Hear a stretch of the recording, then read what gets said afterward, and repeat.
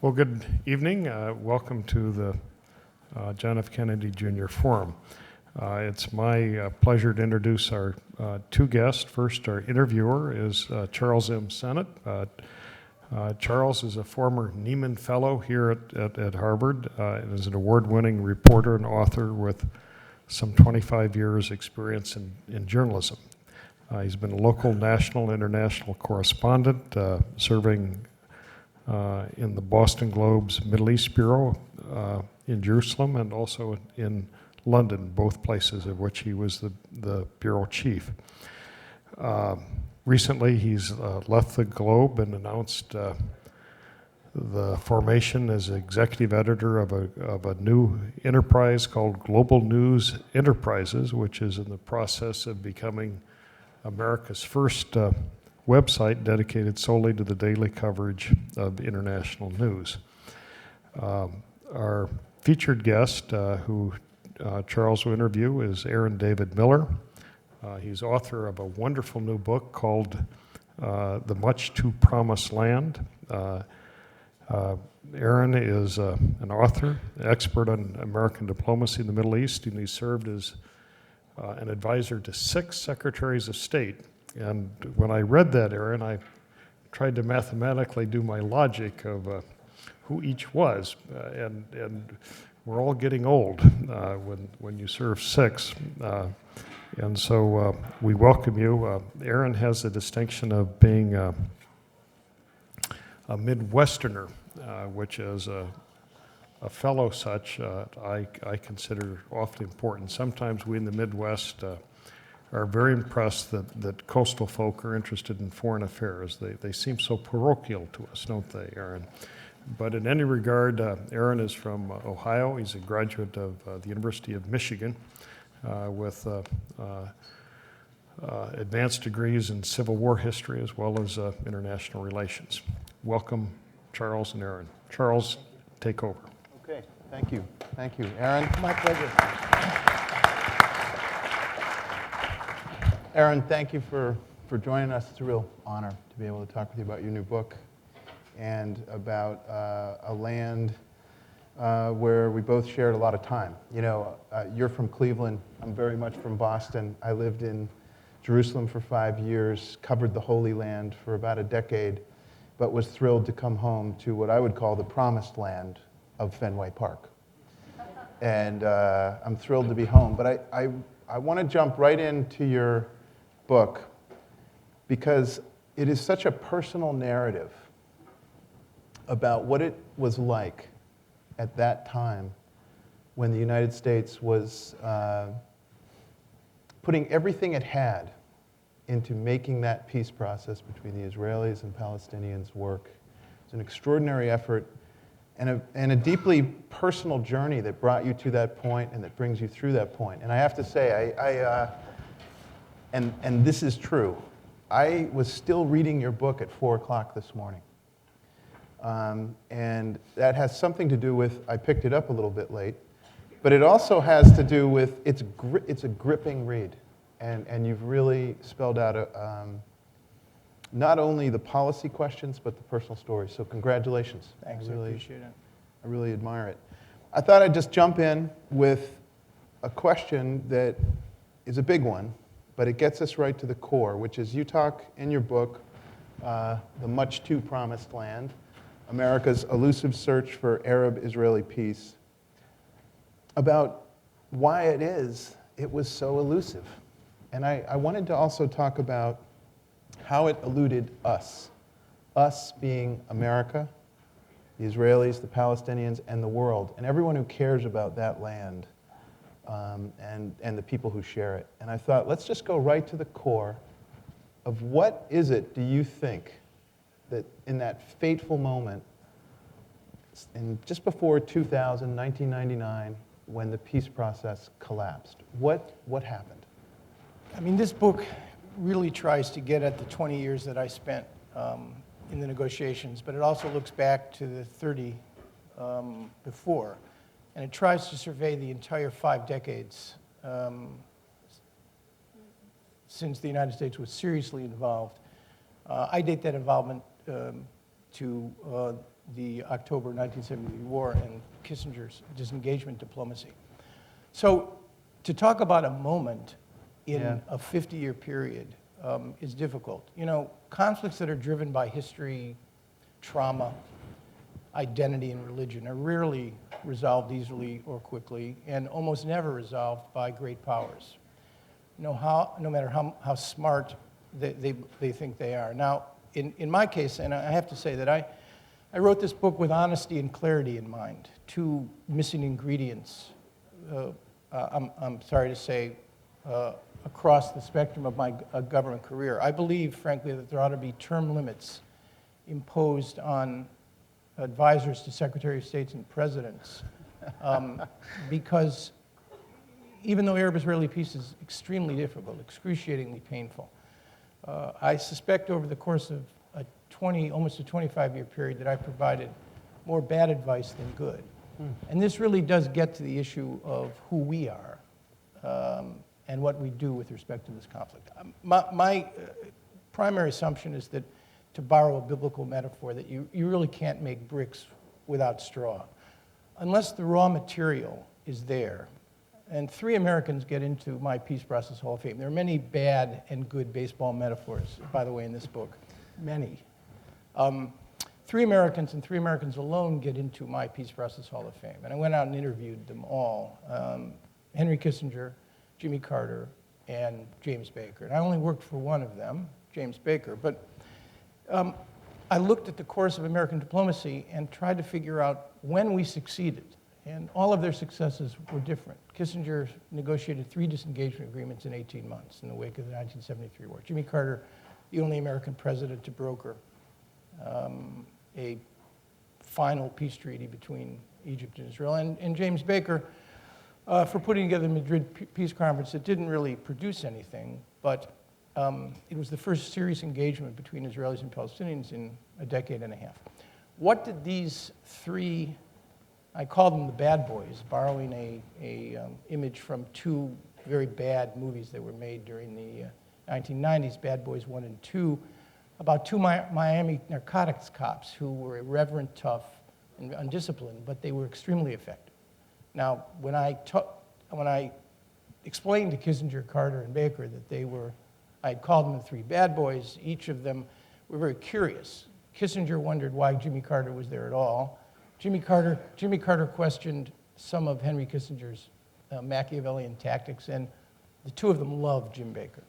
But these 3, in my judgment, and these 3 alone, and I worked for Bill Clinton for 8 years, and his 2 secretaries of state, and I worked for Colin Powell for 2 years until I resigned from the State Department in January of 2003. These 3 managed to succeed in limited degrees, varying degrees, in an enterprise that has been marked by failure, false starts, and mistakes. So I wanted to try to figure out what was it about their diplomacy that made them succeed. And I came to a cute, alliterative sort of formula, which I talk about in the book, called the 4 T's. These 3 each combine 4 elements of their diplomacy. They all begin with the letter T. And I would argue to you that even though the nature of the problem has changed for Clinton and George W. Bush, 2 American presidents who will not see Arab-Israeli peace on their respective watch, very different presidents, frankly, 2 different styles, that the 4 T's, toughness, gaining the trust of both the Arab and Israeli leaders with whom they worked, tenacity, not giving up, and identifying the pursuit of Arab-Israeli peace as a key national priority. If the President of the United States doesn't care about this issue, everything else is irrelevant, because the locals will see this very, very quickly. And they will know that a Secretary of State or a special envoy is exposed and out there on their own, because the President hasn't identified this issue as a primary, critical American national interest. And finally, timing, which is the 4th T. All 3 of these guys had an exquisite sense of what they believed they could achieve in the circumstances. They knew when to intercede, and they knew how much they could get away with. And I would argue, since I lived 8 years of the Clinton administration and 2 with respect to the diplomacy of this administration, we have not managed to put that prescription, that formula together. Now, admittedly, disengagement agreements, a peace conference in Madrid, and an Egyptian-Israeli peace treaty are fundamentally different than the crown jewels of the Arab-Israeli conflict. The Israeli-Palestinian, the core issue, the Israeli-Palestinian conflict, and the 4 issues that drive that conflict: borders, Jerusalem, security, and refugees, and the Israeli-Syrian negotiation. But the process of peacemaking, of decision-making, of American detachment, independence, drive, looking out for our own interests, and being tough enough and empathetic enough to manage what I talk about in the book as the 2 mountains that need to be climbed if you're ever going to get in the game. The first mountain I describe as Gulliver's Troubles. It's borrowed from Stanley Hoffman's book, published in the 60s. We are like Gulliver. We are a great power wandering around in a neighborhood of smaller tribes and powers who will always have a greater stake in the outcome of this struggle than we will. Always. We are the greatest power on the face of the earth. We are distant. We don't understand what it's like to live on the knife's edge. We really don't. I try to explain America to people by saying, you want to understand America? Understand where we are. We have non-predatory neighbors to our north and south, and fish to our east and west. No other great power in the history of the world has managed to have that kind of security and detachment. And I would argue to you that it explains who we are. It accounts for our naivete. It accounts for our pragmatism, our split the difference mentality, the notion that all problems can be resolved. All problems in the world can be resolved. That was my view with respect to the Arab-Israeli issue. And I remember at Camp David in July of 2000, on the 8th day of the summit, when Jerusalem became the driving issue in the negotiations, Americans sitting around trying to persuade Israelis and Palestinians what to do about the problem of overlapping sacred space. 35 square kilometers, the Haram al-Sharif, the 2 mosques sitting on top of the remains of the first and second temple. We tried to convince the Israelis and the Palestinians that we should take sovereignty away from them and reposit it with God. This is an American negotiating proposal, to take sovereignty away from the Israelis and the Palestinians over their holy sites and reposit it with God, or to give the Palestinian sovereignty above ground, which was always my favorite, and give the Israeli sovereignty below ground. We don't understand. Jerusalem, history teaches us, is not to be shared. Jerusalem is to be possessed in the name of God, the tribe, or national identity. So our detachment, our affluence, accounts for our naivete, and when we don't listen, which we don't do much these days, it accounts a lot for our arrogance. So that's the first problem that needs to be overcome.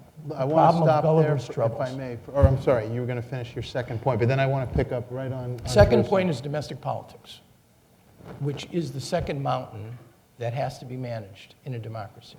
And I thought a lot about this chapter.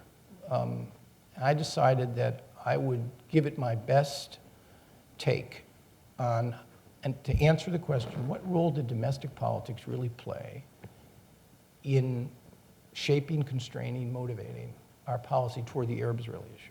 So I decided that I would not only share my own experiences, but I would go out and interview the lobby and the lobbied. And I did. I went out and talked to everybody. I talked to key heads of American Jewish organizations. I talked to key Arab Americans. I talked to every prominent evangelical Christian, including Jerry Falwell before he died. I talked to a lot of senators, sitting and former, and representatives, and a lot of other people who had views on this very controversial subject. We should definitely talk about what my conclusions are in that chapter, but those are the 2 mountains that America has to climb to even get to the point where you can do serious business. These 3 guys, Kissinger, Carter, and Baker, managed to deal with the problem of Gulliver's troubles and to deal with, well, that chapter is entitled Israel's Lawyers, which flowed from an op-ed piece I wrote in May of 2005, which got me into a lot of trouble. In fact, cost me an interview with the only president of the United States that I didn't see. I even saw Jerry Ford before he died, Jimmy Carter and George H.W. Bush. Bill Clinton would not see me as a consequence of that article. So those are the mountains that need to be climbed. And this is not the last comment. I know I'm droning on. That's all right. This is not an enterprise for the faint-hearted. Nobody is going to plant a tree in your honor if you succeed in brokering a peace agreement between Arabs and Israelis. Let me jump in and ask you about Jerusalem, because I think you've painted a really beautiful picture of the sweep of history that leads to what is a moment. You said you can't define it as a moment, but actually, for those of us who were there on the ground covering the many years leading to that moment, if you want, wherever you want to begin, I mean, you can begin as far back as you want, but Camp David, 2000, that famous scene where Bill Clinton is there with Arafat and Ehud Barak, and they're sort of pushing Arafat into the room. And there's that scene that captures this time. And you struck on the one point where things really did begin to unravel, I think. You can tell us for sure. And it was over Jerusalem. Jerusalem was tough. And I want to read back what you just said to make sure I understood. History teaches us that Jerusalem is not to be shared. It is to be possessed. And I want to challenge you on that and say, why not flip that around and say that the violence of the Holy Land has always been when a power asserts an effort to possess. When you have a land that is holy to three faiths, shared by two people, you have almost a mystical component there of, as you put it, overlapping sacred space. I was struck by your comment that this is to be possessed. I've always, in my understanding, that was always what generated the violence, what generated the conflict, where things fell apart. And the idea of sovereignty under God rather than sovereignty under nation, I believe it was King Hussein of Jordan who first posited this understanding. So I want you to come back to that, if that's the moment where it fell apart, and challenge you with this. As a reporter holding a notebook, covering many of the meetings in which you took part, one of the things that struck me as someone who loves the Holy Land, and I have deep friendships with Israelis and Palestinians, it struck me that America was tone deaf to the religious element of what was going on. That Bill Clinton certainly isn't tone deaf to his faith, but I thought the diplomats were tone deaf to the spiritual element of what was happening and a need to work that through, whereas Jimmy Carter was very attuned to that and very much embraced sort of the religious message of what it would mean to have a peace agreement between Israel and Egypt, and he went for that. So talk us through that moment in Jerusalem. I challenge you on the notion history is not, the history teaches us Jerusalem is not to be shared but to be possessed. Moshe Dayan's beautiful moment in '67 where he pulls down the Israeli flag from over the Dome of the Rock and says, we're not going to do that here. We're going to be different. Right. I'm not saying that the costs of possession are easy to bear. I'm arguing that look, what stands in the way of the forces of history are individuals. Their courage, their creativity, their willingness to risk and to lead. Mm-hmm. And that's really the balance here. When you've had leaders that have been willing to risk and lead, the forces of history and the inertia and the sheer weight of this conflict. You know, Faulkner wrote in the Requiem for a Nun that the past is never over, it's not even past. Well, you know, I can recount for you any number of thousands of conversations, 3 a.m. in the morning with Israelis and Palestinians arguing about who started what and how to look at 1948. The Nakba was an Israeli independence. I mean, it's they're steeped in it. Mm-hmm. But I mean, look, on Camp David, I have I have a rather unique interpretation, and I'll just summarize it for you. I'm sure many of you who are interested in this have read everything that people have written about why this summit took place and why it fell apart. There are three schools of thought. There's the Orthodox school. Barak put the best offer that Arafat was ever going to get on the table. Arafat wasn't interested in negotiating. He went to violence. That's one school. Then there are the revisionists. Well, it wasn't that simple. Everybody had a share in screwing things up. And then there's my school. I'm in the determinist. I call myself the determinist. And I write in the book, the chances of a conflict ending agreement between Israelis and Palestinians, between Barak and Arafat, with Bill Clinton mediating in July of 2000, the chances of that taking place were slim to none. Slim to none. I would even argue that they were none. Why? Because the nature of the issues, the gaps that separate the parties, when I see people do this, we were this close to an agreement between Israelis and Palestinians. I wonder, where is this coming from? Mm-hmm. It's somebody's rationalization to use to blame somebody else is what it is. We were this close. Mm-hmm. I can't stretch my arms out much further. This close to an agreement in July of 2000. Barak wanted a conflict-ending agreement, and he wasn't ready to pay for it. Arafat, with the ghosts of Sadat hovering over his head, and he said at least 3 times, as I say in the book, once to me at Camp David in a 13-day period, you are not going to attend my funeral, you will not walk behind my coffin. He and Barak sat in the same room that Sadat and Begin sat in. Arafat did not come to Camp David to negotiate. He did not come to Camp David to reach a historic agreement. He came for 2 reasons. One, because Bill Clinton asked him to come, and he didn't want to stiff the president.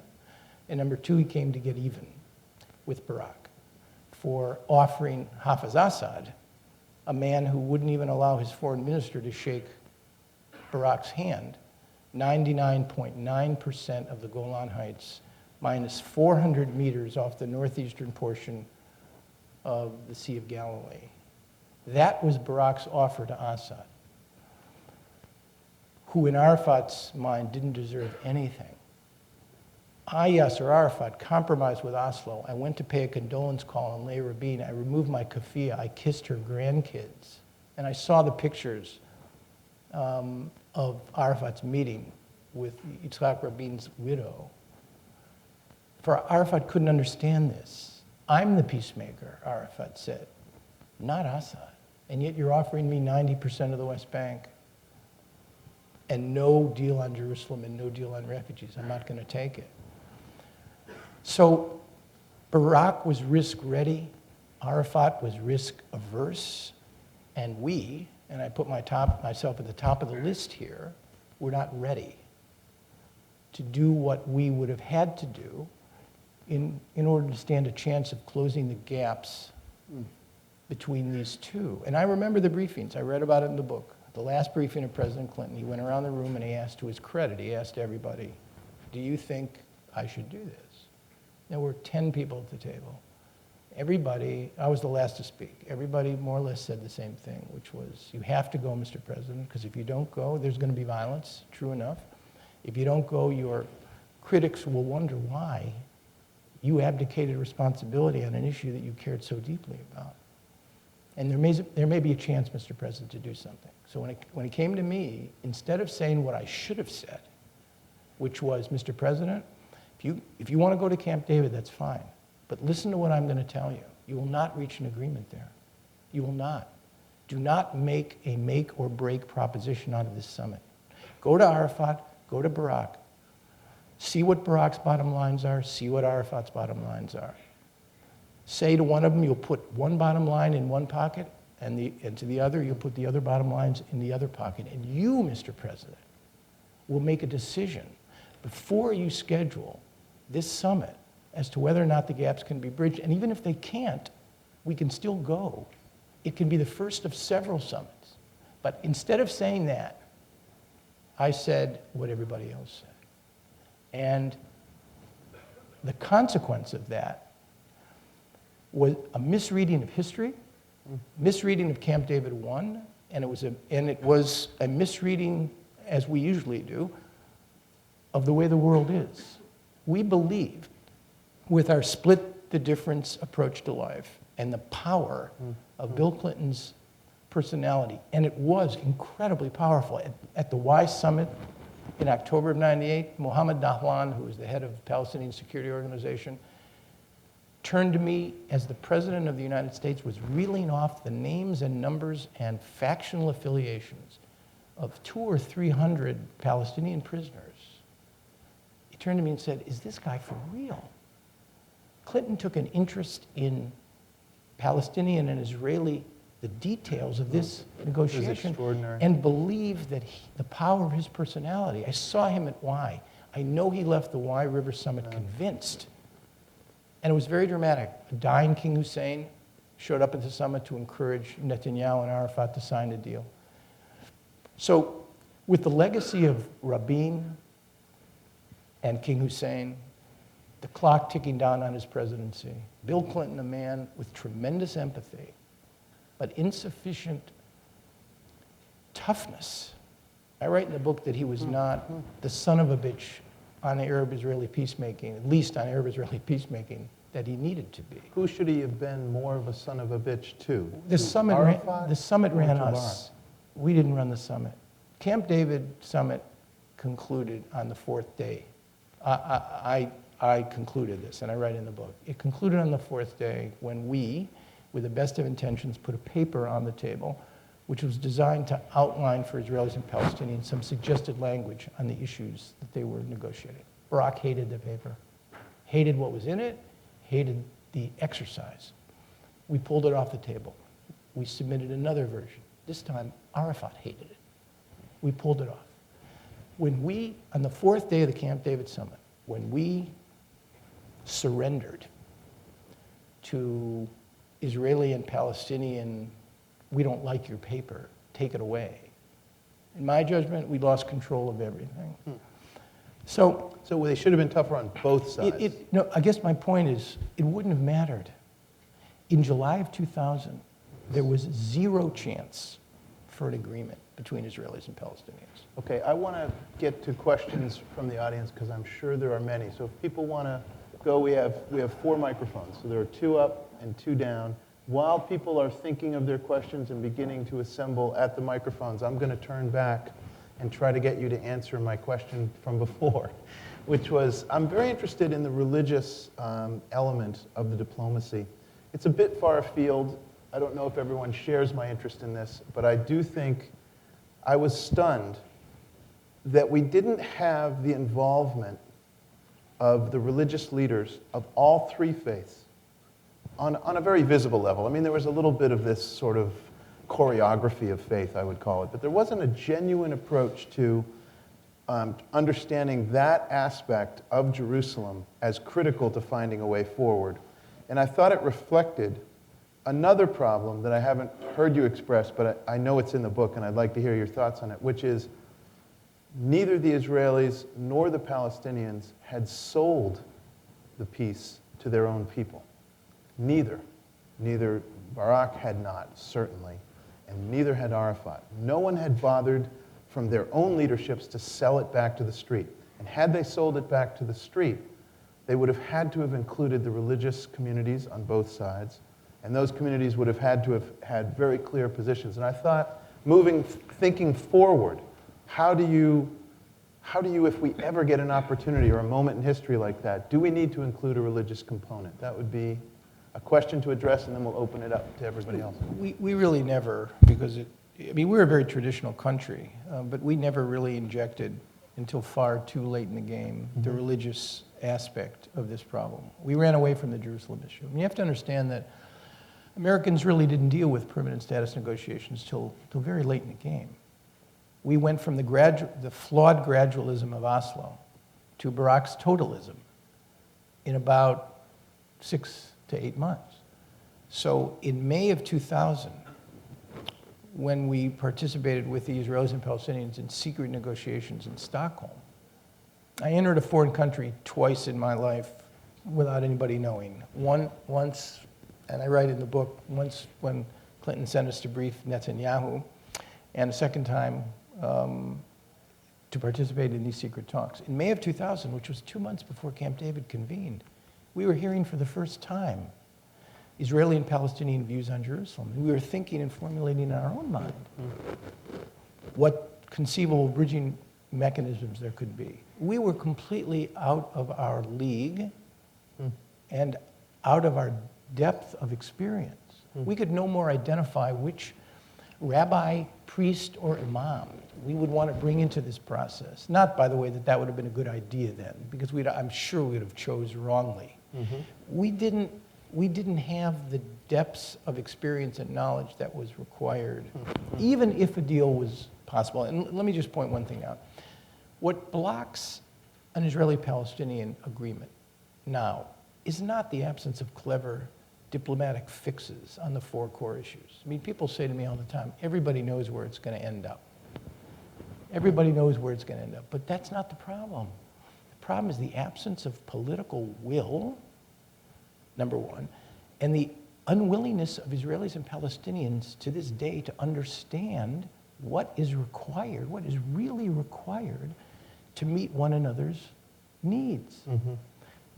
Any agreement today that is good for the Israelis will be bad for the Palestinians.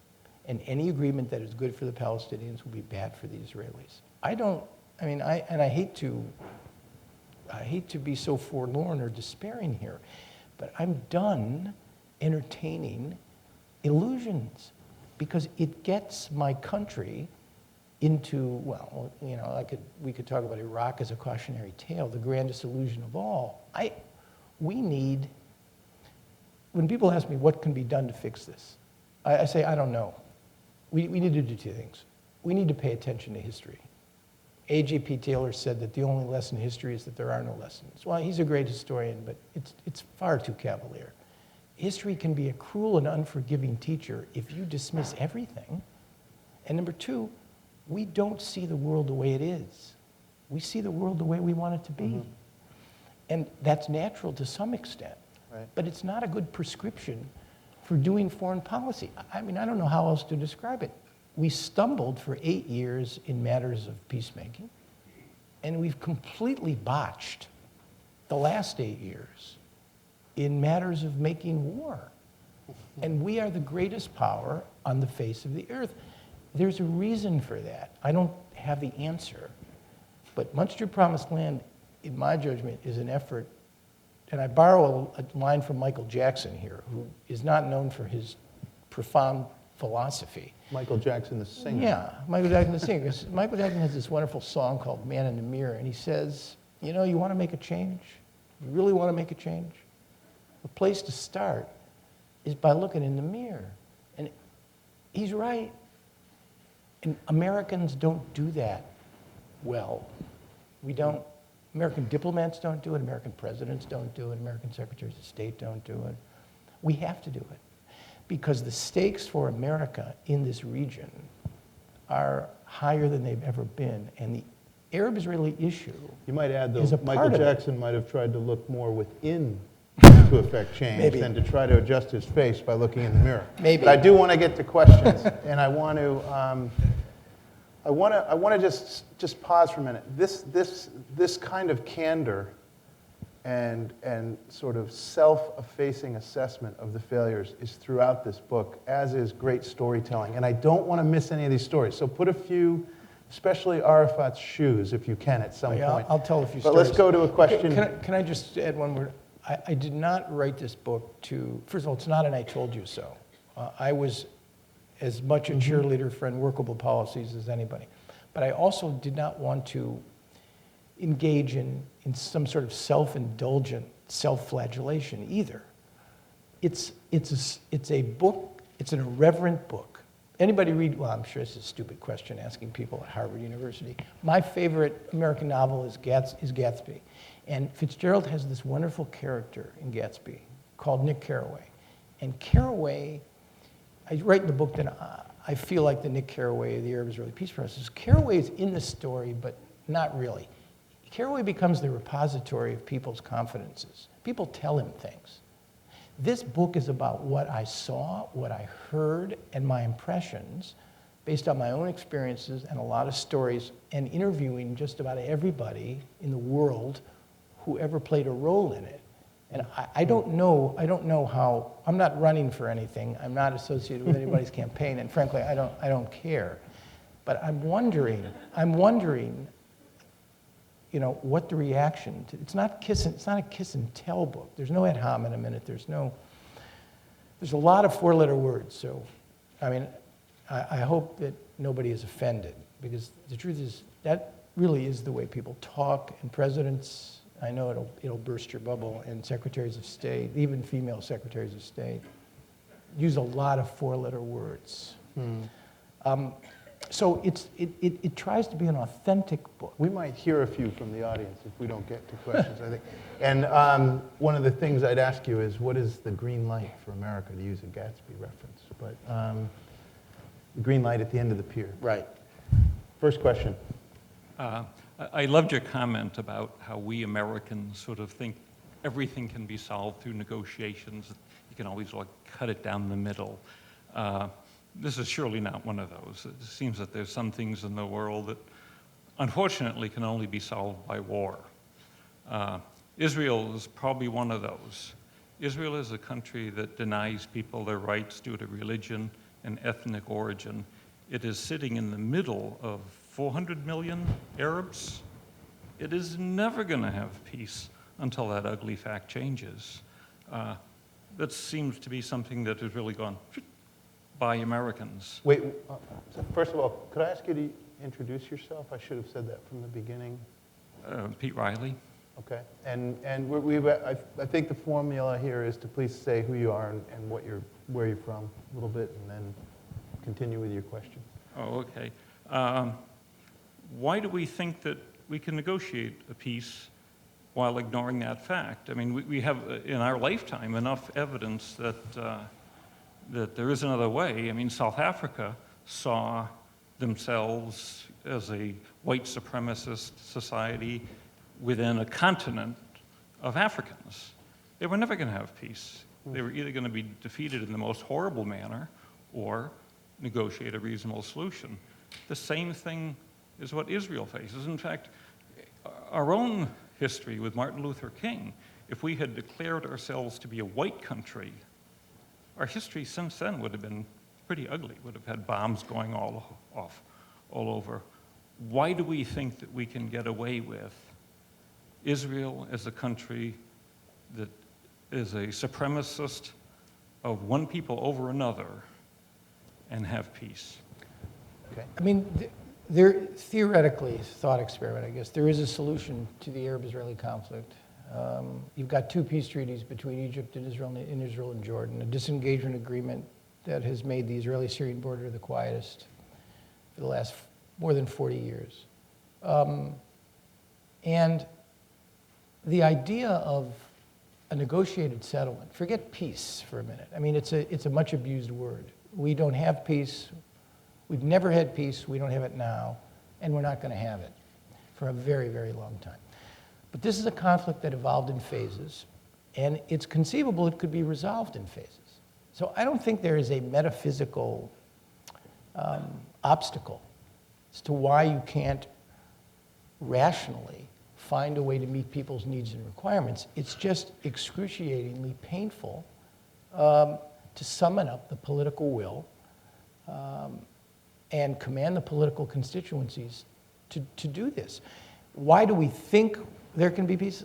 I borrow we're at the Kennedy School. John Kennedy was the first American and the last American president who really ever motivated me.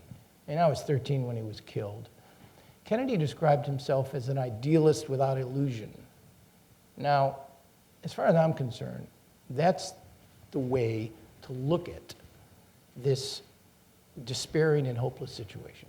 You can never give up on the possibility that you can transform this conflict and resolve it. And I have it. I got a 28-year-old and a 25-year-old son and daughter. What am I going to do? Say to them, it'll never happen? It's impossible? No. I mean, I don't have that right to mortgage their future, let alone the futures of the Arabs and the Israelis. And America plays a key role in this. We're not some innocent bystander. We are Gulliver, but we're not, you know, what we do and what we don't do has a consequential impact. So be an idealist, but the book cries out for being an idealist with your eyes open. That's what is missing in our policy. Let's, next, if everyone could say your name and your affiliation and then your question, and try to keep them as short as you can, please. Hi, my name is Josh Book, and I'm from the Graduate School of Education. Thank you very much for being here, and thank you for your candor. I was hoping to go back to the second mountain you talked about needing to be climbed. Earlier this year, I went to a talk by Professors Mearsheimer and Walt about the Arab-Israeli Lobby, a very lively discussion. And I'd be really interested to hear some of sort of the encapsulated thoughts or things that you found when you had those interviews with all the various domestic factions. Right, and it's an important subject. It's a complicated one. I'll take a minute to talk about it. I've talked to Professors Walt and Mearsheimer on NPR a couple times. I think they've identified a critically important issue. There's no question about that. Tony Lake told me that domestic politics in America is like sex to the Victorians. It's on everybody's mind, but nobody wants to talk about it. And we really do need to talk about it. But if we're going to talk about it, we really have to talk about it honestly. And my conclusions from this book, the op-ed that I wrote in May of '05 called Israel's Lawyer, which appeared in the Washington Post, got me into an enormous amount of trouble. And I tell the story in the book. I mean, Bill Clinton or somebody around him, Hillary, somebody's very angry. And I tried repeatedly to see him, and there was never an answer to my request. I made a fundamental point in the article, that if you want to be a peace negotiator, your client is the agreement. And you work with both sides as attorneys. You become the lawyer, the attorney for both sides. I originally read this notion of Israel's lawyer in Kissinger's memoir. He used it. Now, my friend and colleague Dan Kurtzen and I resurrected this phrase for Jim Baker, who loved the phrase. He said, "You're trying to make me an Israel's lawyer. We're not going to succeed if we end up being Israel's lawyer." So in the post I wrote that too many officials during the Clinton administration, myself included, functioned far too often as Israel's lawyer. Now, what I meant by that was that because of who the president was, his non-confrontational nature, he felt, in some respects, under the spell. I talk in the book about the fact that Israel has 5 lawyers, which paint a case so compelling that it has inculcated the idea and reality of Israel into our culture, into our politics, into our psychology, and into our foreign policy. And the 5 lawyers are a well-organized and affluent Jewish community that believes that Israel is a survival issue. And Jews worry for a living. I mean, I'm a member of this community, I know that. Their history impels them to worry for a living. But this community worries a lot, and it organizes on every level. That's the first layer. Second is a very effective congressional lobby, the American Israel Public Affairs Committee, and I interviewed all the past directors of AIPAC, and I have many people on the record as basically saying the numbers with respect to assistance to Israel would not be as high as they are without AIPAC. So AIPAC does what it does extremely well. That's the second layer. The third is a evangelical community, millions of evangelical Christians, some who are dispensationalist, some who don't believe that Israel fits into the eschatology, but by and large... This is the end of times theory. Right, but most of the evangelicals I talked to, and I drove down to Liberty University to interview Jerry Falwell, and Falwell's point to me was very elemental. He said, "You're Jewish." I said, "You may be damned at the end of time." And he winked at me, and he said, "But if I was an Israeli, I wouldn't worry about that now. I'd take all the help that I could get." And this was a very practical, pragmatic guy who, for any number of reasons, found it in his interest, in the interest of his church, to associate and support Israel. I flew down to San Antonio to sit through John Hagee's Night to Honor Israel, which is 8,000 evangelical Christians brought to rapture by a staged a staged, managed show about Israel. The word Jesus Christ does not appear, does not mentioned once in 3 hours. This guy imported a group of Israeli canners who had never been in a church in their lives, I guarantee it, to sing traditional Jewish melodies. And they had 8,000 evangelical Christians to the point of tears. Does everyone understand the power of this in the evangelical world of rapture? And there's an audience here who understands this eschatology of the end of times in which Israel must be a nation in order for the ingathering of other nations to come for the second coming of Jesus. But then in that eschatology, all Jews will go to hell or burn in hell, and then basically the second coming of Christ will have happened.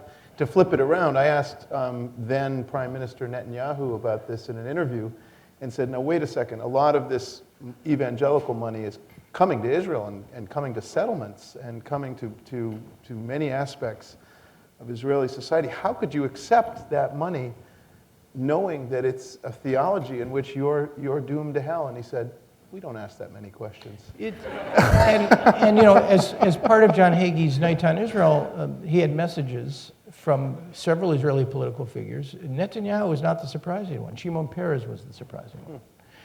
So the evangelical community make Israel the property not just of 5.3 million American Jews, but millions of Americans. The fourth lawyer, and I know I'm going to come under great grief for this, are the Arabs themselves. And they end up being Israel's most effective advocate, particularly in the wake of 9/11. Assad and Arafat, I refer to them as the two Mr. A's, not terribly affectionately, but in the book, have been replaced by a third Mr. A, who isn't even an Arab, the president of Iran, who becomes the poster child for validating American biases and prejudices and validates the whole notion that America and Israel are essentially in the same boat. So the Arabs literally become a very effective advocate to convince many, many Americans that Israel is America's true friend. And finally, I think the most interesting lawyer of all is what I call the Jewish Lobby of One, which is the impact that an Israeli prime minister has on an American president and American secretary of state. Now, it's hard for you to appreciate this, but I saw it for 25 years. I saw the impact that Rabin had on Clinton. Clinton wouldn't see me, but you read in Clinton's memoirs, when Clinton says, I loved Rabin as I have loved no man, you wonder, people don't talk this way. Who talks this way? What American president, not since Jimmy Carter fell under the spell of Anwar Sadat, has an American president been influenced by any world leader the way that Rabin influenced Clinton. And the reason was that Clinton knew that Rabin was everything that he wasn't. He was an authentic leader, a man of war, a man of peace. And he admired Rabin greatly. I believe he loved him. But it's not just Rabin, it's Ehud Barak. Barak convinced Clinton to go to Camp David. And it was a wrong decision to let it play out the way Barak wanted it. But not just Democrats, not just Israeli labor and centrist politicians and American presidents, Likud and center-right politicians and Republicans. I saw the same thing with George W. Bush. They talk about the famous helicopter ride that then Governor George W. Bush took in December of 1998 with several other... With Ariel Sharon directing Right. Now, I've the taken way. this helicopter ride with 3 Israeli prime ministers. It's a very impressive, telling tour. 90 minutes from the Israeli-Lebanese border to Sinai. And Sharon is a master at narration, as only he could. So Bush is looking out the window as they're flying north over Israel's narrow waist. And unfortunately, this line is out before my book. I thought I had it. I thought I had a breaking news story, because I actually talked to somebody who was on the helicopter. And the president says, Ariel, We got driveways in Texas longer than this country is wide.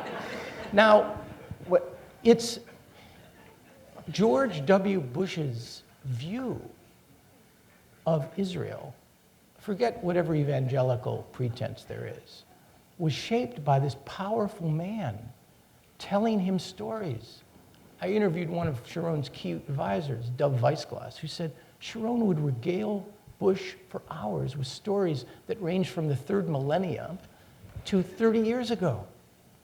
And this, the power of the Jewish lobby of one, is a very, very powerful. So these 5 lawyers paint a very compelling case. The case is largely driven not just by domestic politics, but in my judgment, in talking to people, by value affinity. So what happens is you have the pro-Israeli community being a powerful, powerful voice, but not, and this is the main message, and looking forward, this is my main message. They do not have a veto. My 3 Hall of Famers, Kissinger, Carter, and Baker, all confronted the domestic political mountain in their diplomacy. They were all reviled for it. I mean, Jimmy Carter to this day, largely for, in my judgment, some of the stuff he said after he's been president is anathema. He writes a book, and the Jewish community goes to war. And it's not a great book. But I'm confused on your point. I want to know, in this team of 5 lawyers, the way you've set it up, the way you've discussed it, 2 things. One is, it reveals a preponderance of attention to Israel, and I wonder, what does Palestine end up with, sort of a public defender versus a team of corporate lawyers? And in that context, explain for us, are you saying, and I see if you can do this short and with clarity, and then we're going to go right to you. So if you have your question ready, we'll be right there. Are you saying America wasn't tough enough on Israel in this peace process? Well, specifically? There's no question that but that's pretty. That's a very shocking revelation in your book. But it's not, because it was awfully hard to write as a journalist at the time, I can tell you that. If you look at the diplomacy of Kissinger, Carter, and Baker, they succeeded because they made peacemaking an American national interest. They maintained control over their tactics and strategy. They gave when they had to. They pushed back when they had to.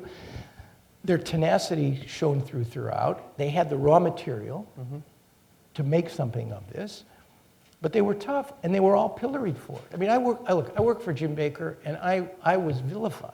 I mean, I tell the story in the book about a briefing I gave to the Atlanta, a UJA group from Atlanta, and a guy gets up and says, "You're nothing but a self-hating Jew, and your boss is an anti-Semite."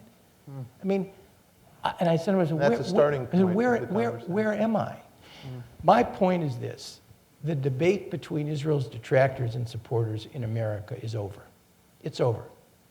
The pro-Israeli community, manifested by the 5 lawyers, has largely for reasons of value affinity, the predisposition of most Americans to know and understand others who they believe are like them, have created a point where the special relationship between the U.S. and Israel is as solid as it's ever been. It's not going to change.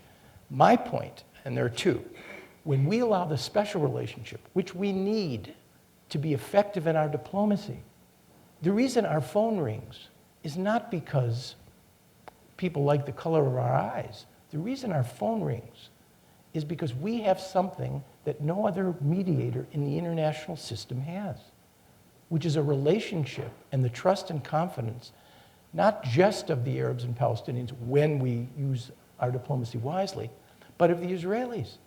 If you want to be a mediator, that's what you need.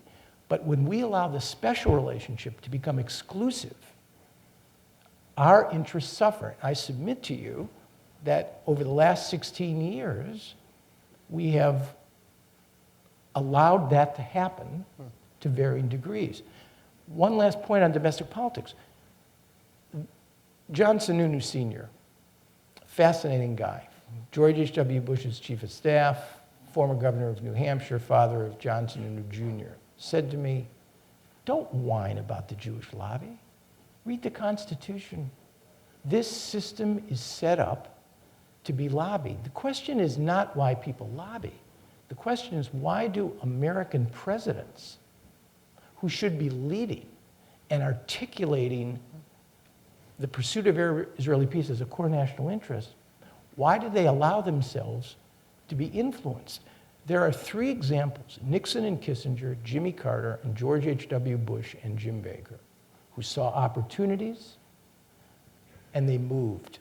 And all of them coped and managed the domestic political problem. And the American Jewish community came along, noisily, sometimes angrily, but they came along. Last point, particularly for those of you who are members of the American Jewish community. When somebody asks me whether Obama, McCain, or Hillary, which candidate is good for Israel, first of all, I get a headache. And then I start to think to myself, why are they asking me this question? How come I'm perceiving the world differently than they are? It's a silly question. Because regardless of who gets to be president, the core US-Israeli relationship, cultivated over these many years, suffering all kinds of ups and downs, will remain resilient if my analysis is right. And I think it is right. Bill Clinton was the most pro-Israeli Democratic president ever. George W. Bush was the most pro-Israeli Republican president ever. What does that tell you? What it tells me is that we need to get a grip. I have a concept in the book called what I call the cosmic oy vey.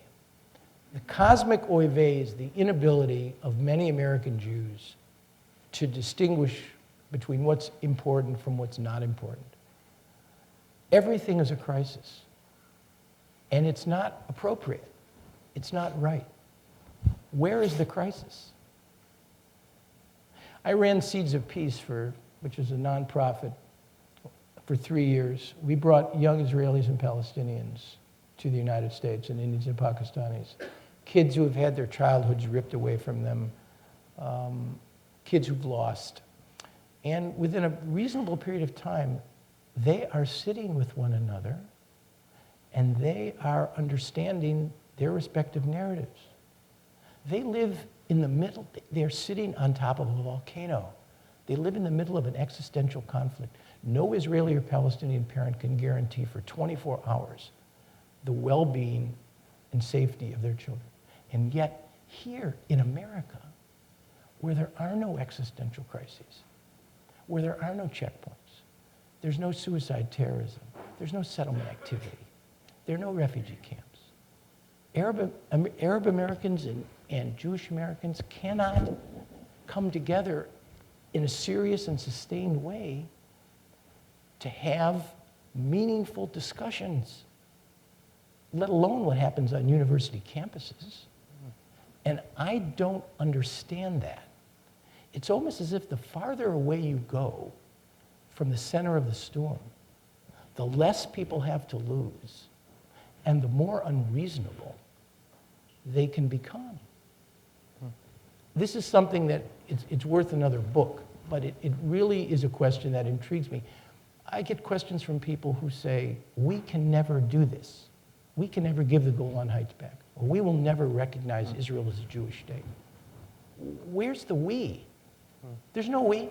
Aaron, let me, because you in the green room said stop you if you Please. feel like you're going too far. We have a chance to really talk about your book, and I really think the questions will draw out more about your book.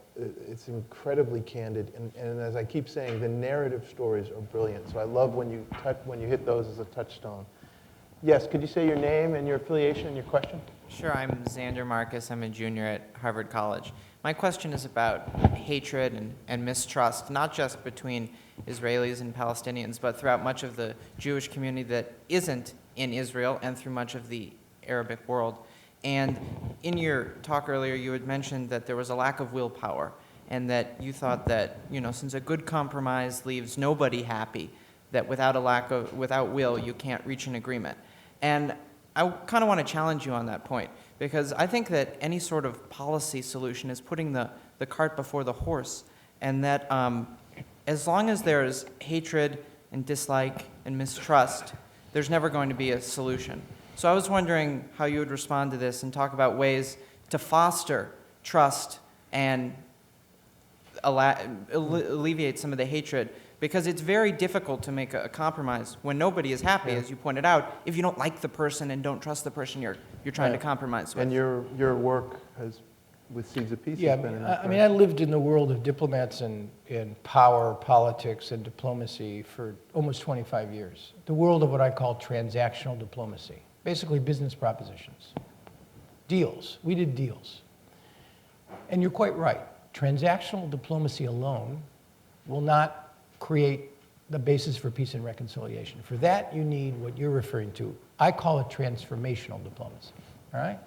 The actual transformation of attitudes to get people to nurture the kind of respect and tolerance is a bad word in this case, but respect for one another. Now, if you put transactional diplomacy together with transformational diplomacy, there you got a strategy now. But it's very, very hard to do. Governments don't do this work very well. NGOs do it much, much better. But there's one intersection point, and that is the situation on the ground. The situation today between Israelis and Palestinians makes it almost impossible for this transformational diplomacy to really take effect and to influence thousands and thousands of people. Because Israelis and Palestinians don't believe in this anymore. They don't believe in it. The reality on the ground, their day-to-day reality, is filled with despair and hopelessness and conflict. So it's not a chicken and an egg. You need to pursue both tracks with a sense of strategy. Okay. Yes? Good evening. My name is Shreya Maheshwari, and I'm a sophomore at the college. My question was basically, in the past decade, the domestic politics in Palestine has changed to a great extent. And now when you talk about Arab-Israeli peace, when you're talking to somebody from the Arab world who is not, in fact, controlling the ground situation, how do you make sure that you're talking to the right people and that you are actually engaging the people who have the power in the real situation on the ground? Yeah, it's a very good question. For all of Israel's transgressions, settlement activity, land confiscation, housing demolitions, curfews, checkpoints, internal checkpoints, flying checkpoints, targeted killings, all of that, if you ask me right now, what is the greatest single impediment to a serious negotiating process leading to an agreement that could actually be implemented? It's a fundamentally divided Palestinian polity. The notion that Israel and America can make peace with half the Palestinian polity and be in conflict with the other half suggests a fundamental misunderstanding of what will be required in the end to do the deal. From the Israeli perspective, if you're an Israeli prime minister, why are you going to make existential concessions to somebody who doesn't control all the guns?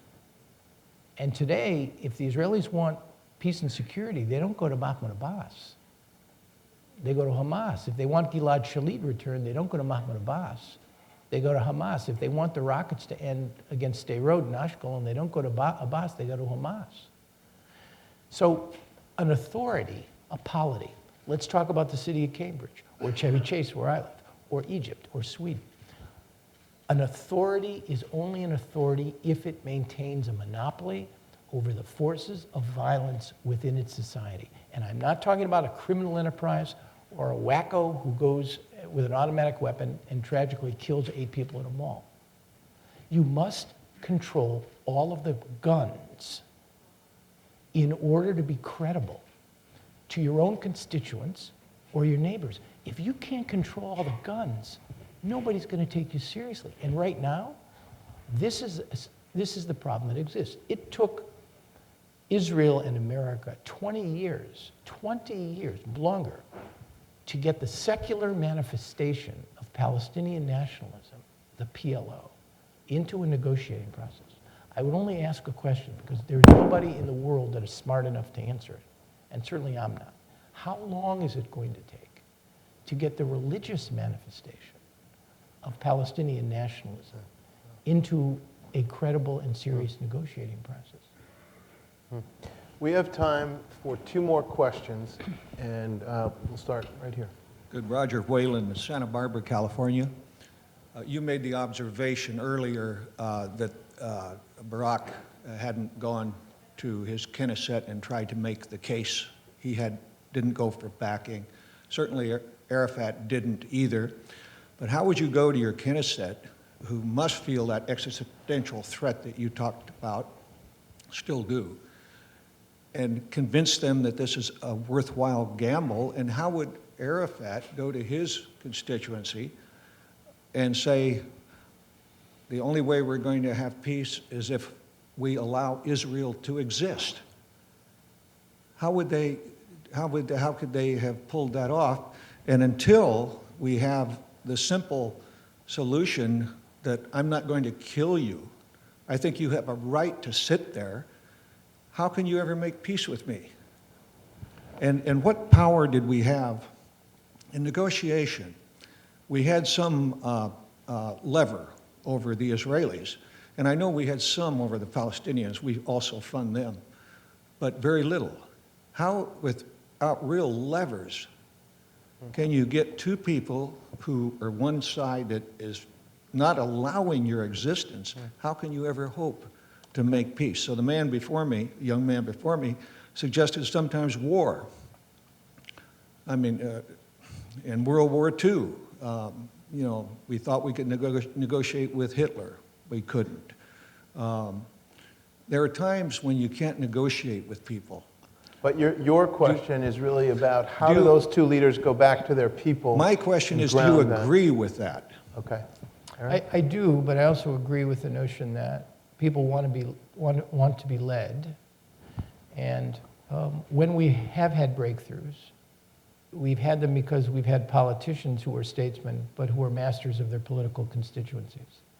And right now, you don't have that. You've got politicians who more or less are prisoners of their constituencies. Now, I've been very despairing and gloomy all night long, but I would make a prediction to you that it is not, I hate double negatives, it is possible that between now and the end of the year, okay, Mahmoud Abbas and Ehud Omer could reach an agreement on a piece of paper, okay?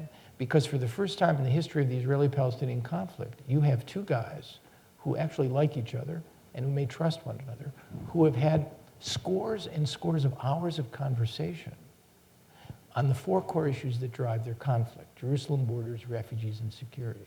It is certainly possible that they could reach an agreement on a text. But the real problem goes to your question. What happens when the text meets the context? That's the real question. And this is not, I mean, I left the State Department in 2003. I did not resign on principle. I mean, you'd be interested to know that only 2 secretaries of state in the history of the Republic have resigned on principle. Only 2. I resigned because I thought that the road toward Arab-Israeli peace was going to be a bumpy one, and it was going to be a real long one. This is not an American story right now. Could it be an American story in the next administration? Maybe. But it is not an American story right now because we don't have an answer for what happens when the text meets the context. Okay, and we'll end it with one last question here. Marvin Brams from the Divinity School. The United States has acted as a peace broker for several decades without any permanent success.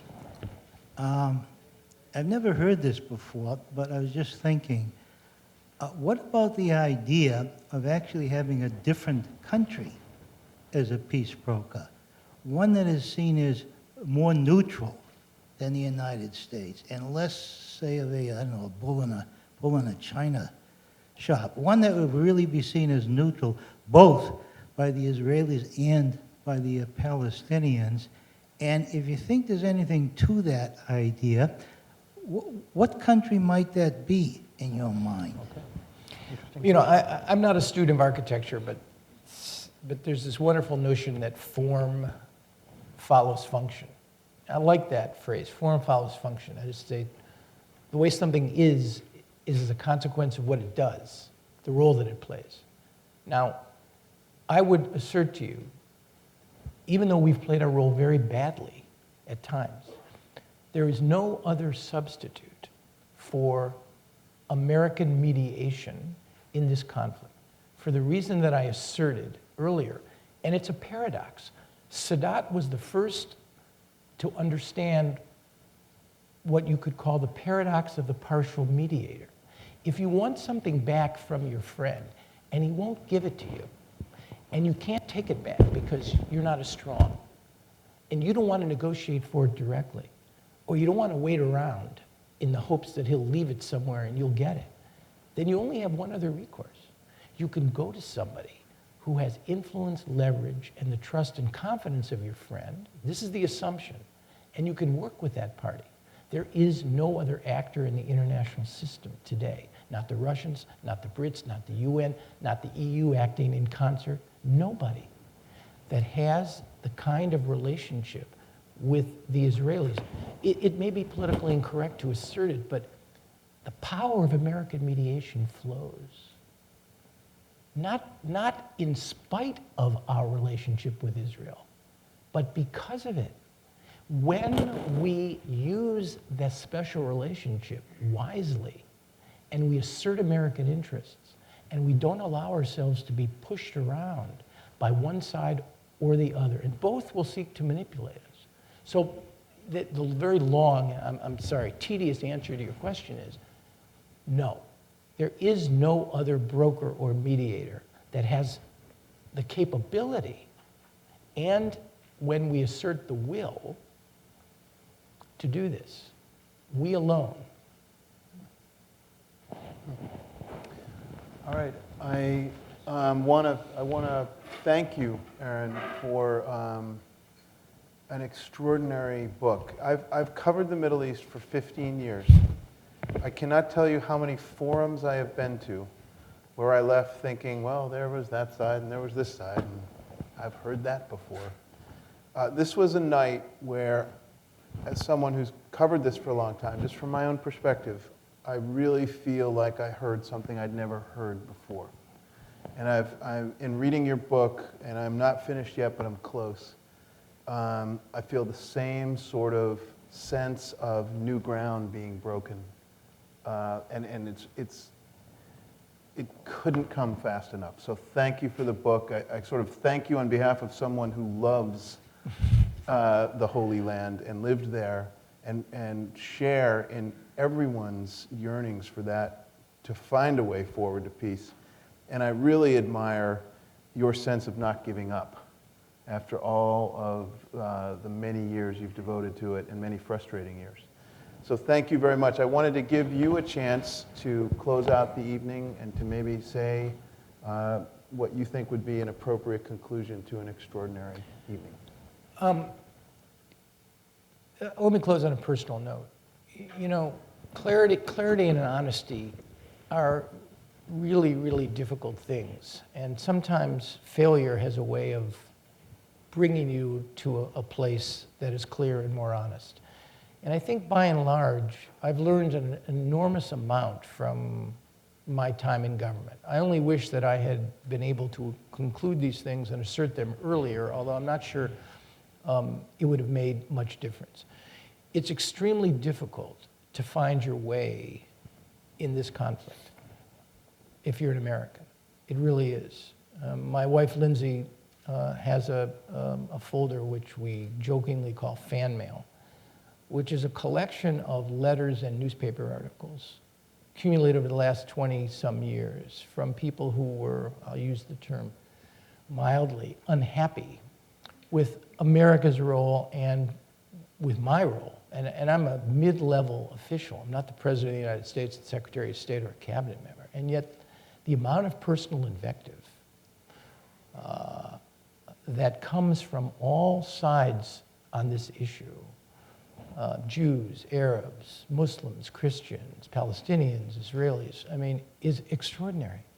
The degree, the frenzy that we have here in this country on this issue is extremely disturbing to me. Everybody is typecast and cubbyholed and marked on this conflict. Everybody, if you work on it for any length of time. And what I've concluded, and I argued with my editor for hours about how much to actually disclose. I mean, I have one chapter, the first chapter is called The Negotiator's Tale, in which I lay out who I am. Because my editor said, you know, you're going to take people on this journey. You better be honest with them about who you are and where you came from. And I think that's right. So what I've concluded with respect to objectivity, and I think it's an appropriate group to share this with, is that there is no objectivity. There is nobody I've ever met dealing with this problem who can claim to be objective. We are all products and sum totals of our experiences, our religious backgrounds, our proclivities, our preferences, our ethnic DNA, all of us. The best you're going to be able to do is to recognize honestly where your prejudices and biases are on this conflict. Set them aside and try not to sympathize, but to create a measure of empathy in an effort to pursue a solution, an analysis, a dialogue that is clear and honest. If everybody did that, we'd at least have an honest assessment of what the problem is. I might just say the media could be included in that group that needs to be honest about where it's coming from. Thank you very much for an extraordinary evening.